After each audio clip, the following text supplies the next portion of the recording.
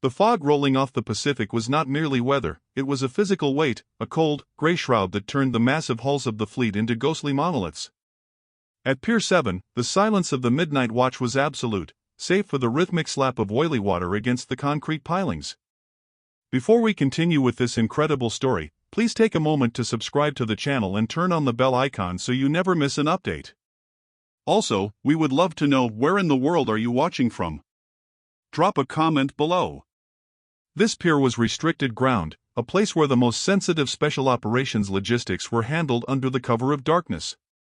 It was a world of shadows, security clearances, and heavy steel, which made the appearance of the lone woman all the more jarring. She did not emerge from a vehicle, nor did she scale a fence. She simply materialized out of the mist, walking with a steady, unhurried gait that suggested she knew exactly where every tripwire and camera was located. Her boots were caked in thick, dark mud, and her oversized field jacket was damp with salt spray. She looked like a drifter who had taken a wrong turn at the marina, yet she walked with a centered gravity that caused the two harbor security officers on duty to hesitate for a fraction of a second before shouting their challenge. When the shout finally came, cutting through the damp air like a blade, the woman stopped. She didn't flinch or raise her hands in a panicked gesture of surrender. She simply stood there, her face partially obscured by the shadow of a threadbare watch cap. The guards approached with flashlights cutting bright, aggressive tunnels through the fog, their hands resting on the grips of their sidearms. They demanded identification, their voices tight with the adrenaline of a midnight breach. She looked at them with eyes that seemed to see right through their uniforms, through the pier, and into something much further away. When she spoke, her voice was low and raspy, devoid of the tremor one would expect from a civilian caught trespassing on a high-security naval installation. She told them she had no ID, no badge, and no escort. To the young sailors guarding the gate, she was a ghost, a nuisance, or perhaps a stolen valor enthusiast looking for a thrill. They saw a middle-aged woman in tattered clothes, not the most dangerous person to ever step foot on that pier.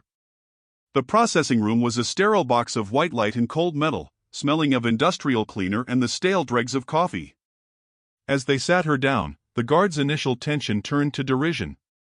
They mocked her silence, laughing at the idea that someone so ordinary thought they could just wander onto a Tier 1 logistics dock.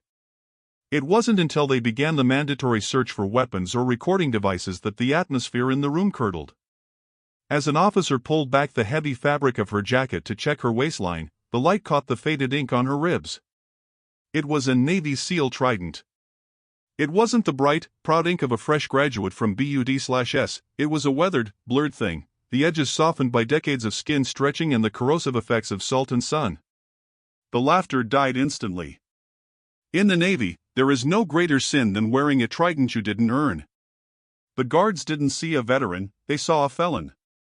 They saw a woman who was insulting the memory of every man who had died in the surf. They photographed the tattoo as evidence, mocking her for the fake mark, unaware that they were looking at a piece of history that had been scrubbed from every digital record in the Pentagon. The interrogation was a one-sided affair. Two naval investigators arrived, eager to make an example of her. They hammered her with questions about her unit, her commanding officers, and her dates of service, but Lena Cross remained a statue of calm. She offered no excuses and no pleas for mercy. She spoke in fragments, minimalist truths that provided no traction for their questions. She told them she had served offshore, a term so vague it infuriated them. Outside the holding bay, word had spread about the fake SEAL caught at the pier. Young sailors lingered in the hallway, peering through the glass, some even holding up phones to record the woman who had the nerve to wear the bone frog ink. They saw a delusional trespasser, but Lena wasn't looking at them. She was looking at a small, waterproof black pouch sitting in the evidence bin. She told the investigators that the pouch contained information, a word she spoke with a precision that finally gave the lead investigator pause. She warned them that if they let her walk out, they would regret it, but not for the reasons they thought. The arrival of Vice Admiral Thomas Hale was the variable no one had accounted for. He was a man of the old Navy, a legend in his own right, whose career had been built in the shadows of the Cold War and the blood-soaked decks of the Middle East. He had come to Pier 7 for a routine inspection, but the moment he walked past Holding Bay 3, his internal compass shifted. He saw the crowd of sailors, heard the whispers of Impersonator, and caught a glimpse of the woman through the reinforced glass. It wasn't her face that stopped him, it was her posture. It was the way she held her shoulders, a specific, balanced stillness that is only found in people who have spent years operating in environments where a single unnecessary movement means death. When he entered the room and ordered it cleared, the silence that followed was heavy enough to crack bone. He didn't look at the files or the photos. He looked at the ink. Hale knew the regulations. He knew where a trident was supposed to be placed, and he knew what the modern registry looked like. But he also knew the stories that the Navy tried to forget. He looked at the faded trident on Lena's ribs and saw the saltwork, the specific way ink fades when exposed to high-pressure subsurface environments. Then he saw it, the tiny, nearly invisible mark beneath the central prone. A narrow crescent crossed by a vertical line. His blood turned to ice. That mark was the sigil of Black Wake, a unit that officially never existed. They were the ghosts used for missions that were too politically sensitive for the standard SEAL teams. The realization hit the Admiral with the force of a physical blow. He looked at the woman he had known as Ilara Cross, a woman who had been declared killed in action 20 years ago during a disastrous extraction in the South China Sea. The official report said she had been lost to the waves while holding the rear guard against an overwhelming force, allowing her entire team to escape. She had been the sacrifice that bought 8 other lives. For 2 decades, she had been a name on a secret wall, a memory toasted in private by men who weren't allowed to say her name out loud.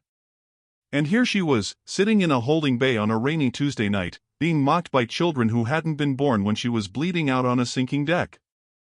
Hale realized that Lena hadn't come back to reclaim her life or her rank.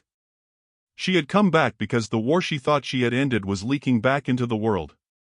Lena explained the contents of the pouch without a hint of emotion. It contained a data key that mapped out the resurgence of the very human trafficking and weapons network her unit had been liquidated to stop 20 years prior. The names had changed, the flags on the ships were different, but the routes and the players remained the same. She had spent 20 years in the shadows, living under a dozen different names, watching and waiting. She hadn't stayed hidden because she was afraid of the law, she stayed hidden because her death was the only thing keeping the diplomatic house of cards from collapsing. By coming to the pier, she was effectively committing suicide for a second time. She was handing over the only leverage she had, her anonymity, to ensure that the mission she started in the 90s was finally finished. The Admiral's reaction was a masterclass in controlled fury. He didn't call for a press conference or a formal hearing. He knew that the bureaucracy would only try to bury her again. Instead, he took the cuffs off himself.